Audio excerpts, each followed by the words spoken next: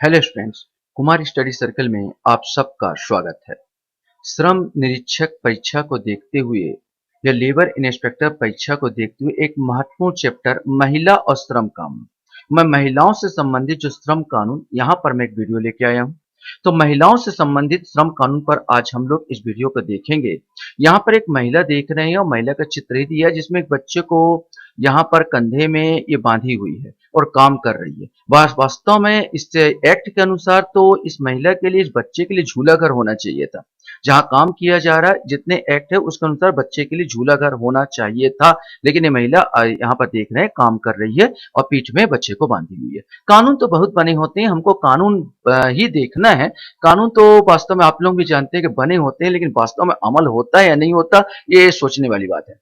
तो कामकाजी महिलाओं के लिए श्रम कानून भारतीय संविधान में क्या क्या दिया गया इसके बारे में देखेंगे। तो मौलिक अधिकारों में आर्टिकल 15(3) में क्या बोला गया। आर्टिकल 15(3) में बोला गया महिलाओं और बच्चों के लिए ऐसे विशेष उपाय के लिए आवश्यक सुरक्षा प्रदान करता है। माने जो गवर्नमेंट है ऐसे सुरक्षा उपाय करेगा महिलाओं के लिए और बच्चों के लिए, यहाँ पर विशेष उपायों का आवश्यक सुरक्षा प्रदान करता है।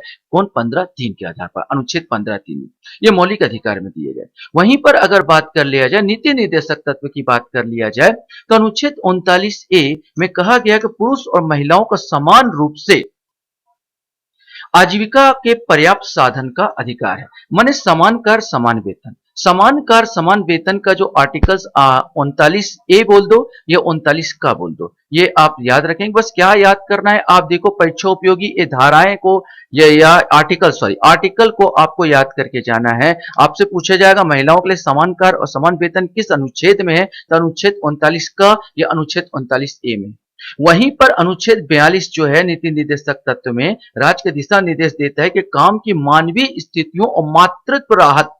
मानवीय स्थिति मतलब वहां पर जो काम कर रहे हैं और मनुष्य का काम करने लायक हो, वहां पर कुछ बड़ा सा हाल हो, जहां पर ऐसा नहीं कि छोटे से फुल्की में आपको मन, जहां पर हवा ना हो, जहां पर गर्म हो, वातावरण गर्म हो, वहां पर पूरा भट्टी जल रहा, वहीं पर व्यक्ति से काम कराया जाए, कुछ तो राहत मिलना चाहिए। इसका मतलब मानवीय स्थितियों और मातृत्व राहत यहाँ प्रदान किया जाए। वो महिला काम करे तो कोई मातृत्व राहत नहीं थी। ये कौन किसमें बोला गया? अनुच्छेद 42 में। ऐसे याद कर लो यार, हम दो हमारे चार प्रसूति सहायता या मातृत्व लाभ, ऐसे करके याद करो, जल्दी याद होगा। देखो याद करने का तरीका है कि हम दो हमारे चार, ऐसे तो बहुत जनसंख्या बढ़ आएगा, मैं मजाक करके बोल रहा हूं, लेकिन याद करोगे तो ऐसे ही याद करोगे पीछे से। हम दो हमारे चार मतलब 42 आर्टिकल्स। 42वें आर्टिकल्स में बोला गया है मातृत्व सहायता और मानवीय स्थिति राज्य के काम न्यायोचित और मानवीय स्थिति को सुरक्षित करने और मातृत्व राहत के लिए प्रावधान करेगा।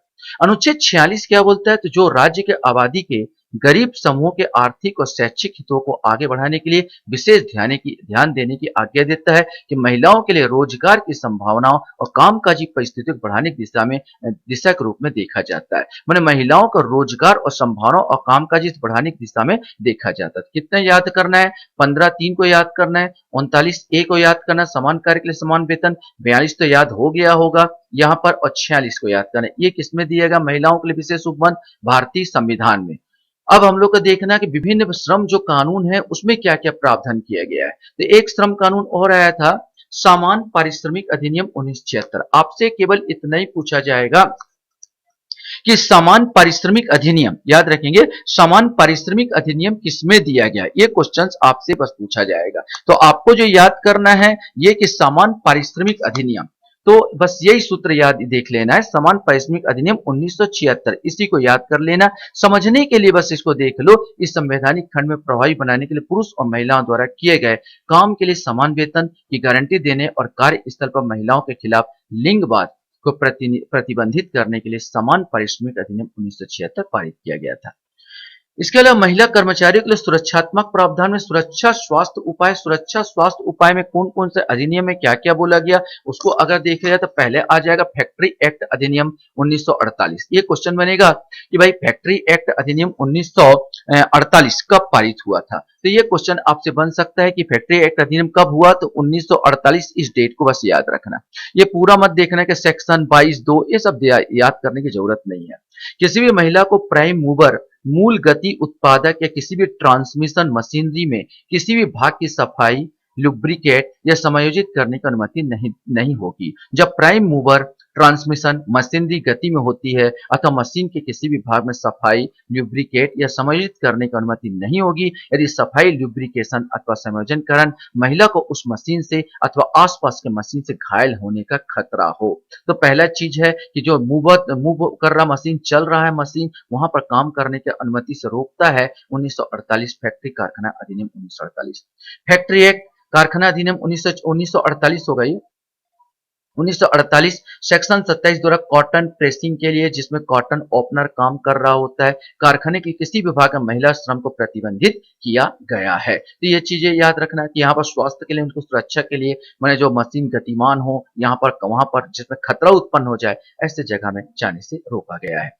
रात्रि कार्य पर निषेध भी किया गया है। अब यहाँ पर देखोगे रात्रि कार्य निषेध की अगर बात किया जाए तो यहाँ पर फैक्ट्री एक्ट कारखाना अधिनियम 1948 में भी रोका गया कि सेक्शन खंड 66 एक भी, बार बार बोला है, सब रटने की जरूरत नहीं है, के अनुसार किसी भी महिला किसी भी कार्यक्रम 6 बजे से लेकर शाम 7 बजे तक, आप क्वेश्चन बन सकता है कि भाई कितने बजे से कितने बजे तक काम करने की अनुमति है, तो सुबह 6 बजे से लेकर शाम 7 बजे तक, अर्थात शाम 7 बजे के बाद और सुबह 6 बजे तक महिलाओं को फैक्ट्री में काम नहीं करने दिया जाएगा, अनुमति नहीं दिया जाएगा। यहाँ पर मालिक को सोचना होगा, नहीं करवाएगा उससे काम। और बीड़ी सिगार बर्गर रोजगार सत्र एक्ट 1966 में भी धारा 25 में कहा गया है कि सुबह 6 बजे से लेकर सुबह शाम 7 बजे तक 7 बजे तक की महिला काम करेगी, इसके अलावा कोई काम नहीं किया जाएगा। माइंस एक्ट की बात कर लिया जाए, कोयला कारखाना हो या कोयला खदान हो या कोई हिर्री माइंस कोई भी खदान हो या कोई एल्युमिनियम खदान हो, कोई भी खदान हो, माइंस एक्ट खान अधिनियम 1952। अब ये देख लेना एक चीज है कि माइंस एक्ट खान अधिनियम का पारित हुआ 1952 में, सेक्शन 46 एक भी, महिलाओं को किसी भी जमीन के ऊपरी खदान में 6 बजे से लेकर शाम, सब में एक ही है, 6 बजे से लेकर शाम 7 बजे के बीच इसके अलावा काम करने की अनुमति नहीं दी जाएगी। मतलब 7 बजे के बाद और सुबह 6 बजे तक आप महिलाओं से काम नहीं करा सकते। भूमिगत कार्य का निषेध, और जैसे कोयला खदान होता है, कोयला खदान में अंदर भूमि के अंदर जाना होता है खदान खोदने के लिए, यहाँ पर और माइन साइंस में भी खदान खोदने के लिए अंदर जाना होता है, भैया ये सब काम पुरुष करेंगे, महिलाओं के लिए ये काम प्रतिबंधित किया गया है। माइंस एक्ट खान अधिनियम 1952 सेक्शन 46 एक बी में जमीन के नीचे खान में किसी भी भाग में महिला श्रम को प्रतिबंधित करता है। महिलाओं के लिए मैटरनिटी बेनिफिट या प्रसूति लाभ के बारे में हमने देखा था 42वें संविधान में, आर्टिकल 42 में कहा गया था। और महिलाओं के लिए मैटरनिटी बेनिफिट प्रसूति लाभ अगर देखा जाए तो यहाँ पर आता मैटरनिटी बेनिफिट एक्ट 1961, इसी को याद करना है। कभी क्वेश्चन पूछा जा सकता है कि मैटरनिटी बेनिफिट एक्ट कब पारित हुआ, तो मैटरनिटी बेनिफिट एक्ट 1961 में पारित हुआ, इसको आपको याद करके देख के जाना तक बच्चे के जन्म से पहले और बाद में निश्चित प्रतिष्ठान निश्चित अवधि के लिए मातृत्व लाभ प्रदान करता है। हाल ही में संसद में मातृत्व लाभ संशोधन बिल कब आया, ये भी इंपॉर्टेंट है। मातृत्व लाभ संशोधन बिल 2016 पास किया गया, जिसमें सभी महिलाओं के लिए 12 हफ्ते तक मातृत्व अवकाश का प्रावधान करता है। बिल में इस अवधि को बढ़ाकर कितना कर दिया, 26 हफ्ते, इसको याद रखना। बिल में इस अवधि को बढ़ाकर 26 हफ्ते किया गया है, लेकिन 2 या 2 से अधिक बच्चों वाली महिलाओं को 12 हफ्ते का मातृत्व अवकाश के लिए अधिकृत है। मतलब यह है कि एक बच्चे जब तक है आपका, तो आप एक बच्चे पहले बच्चा हो रहा है तो आपको 26 हफ्ते तक मातृत्व लाभ दिया जाएगा। लेकिन अगर आपका 2 या 2 से अधिक बच्चे हैं तो आपको ये जो 2016 में संशोधन हुआ मातृत्व लाभ का 26 हफ्ते, ये आपको फायदा बेनिफिट नहीं मिलेगा, आपको मिलेगा मात्र 12 हफ्ते का बेनिफिट। इस एक्ट के अंतर्गत वैसी प्रतिष्ठान और अन्य अधिसूचित प्रतिष्ठान होते हैं जिनमें 10-10 से अधिक कर्मचारी होते हैं, और देखना सब जगह नहीं, वैसे ही प्रतिष्ठान में होगा जहां कम से कम 10 और 10 से अधिक कर्मचारी काम कर रहे हो और उसका अधिसूचित प्रतिष्ठान माने उसका रजिस्ट्रेशन हो उस प्रतिष्ठान का, तो ऐसे प्रतिष्ठानों मिलेगा, सब जगह ये नहीं मिल पाएगा। भवन एवं अन्य कंस्ट्रक्शन रोजगार सेवा की शर्तों को विनियमित अधिनियम 1996 महिला लाभार्थी को मातृत्व लाभ के लिए वेलफेयर फंड कल्याण निधि भी प्रदान करता है।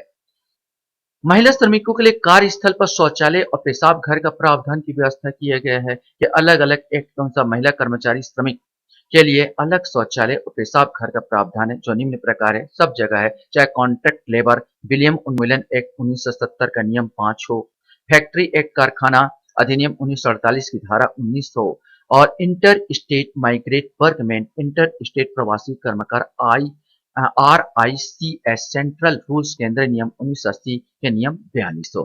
बस आपको ये देख लेना, कभी कभी कॉन्ट्रैक्ट लेबर विनियम उन्मूलन एक्ट कब पारित हुआ तो 1970 में, फैक्ट्री एक्ट 1948 याद हो गया होगा, इंटर स्टेट माइग्रेट वर्कमैन जो रूल्स है ये होगा 1980 में। अब ये याद करने के लिए मेरे हिसाब से तो नहीं याद करना होगा ये कौन सा धारा में, इतना डीप नहीं पूछा जाएगा। महिला श्रमिकों के लिए अलग धोने वॉशिंग सुविधा का प्रावधान भी किया गया है। महिला श्रमिकों के लिए अलग धोने के वॉशिंग सुविधा का प्रावधान निम्नलिखित अंतर्गत है। कॉन्ट्रैक्ट लेबर एक्ट 1970 सेक्शन 57 में है। फैक्ट्री एक्ट 1948 सेक्शन धारा 42 में है। Inter state migrate workman act 1989 में है। कार्यस्थल पर महिला कर्मचारी के बच्चों के लिए क्रेच का प्रावधान, झूला घर का प्रावधान की बात करता है। तो महिला कामगारों को नवजात बच्चों को देखभाल के लिए कार्यस्थल पर महिला कर्मियों के बच्चों के लिए एक क्रेच का प्रावधान है जो निम्नलिखित एक्ट के अंतर्गत है। Mines act 1952। आपको क्या देखना है तो माइंस एक्ट खान अधिनियम कब पारित हुआ तो 1952 सेक्शन 20 में बोला गया झूला घर के लिए।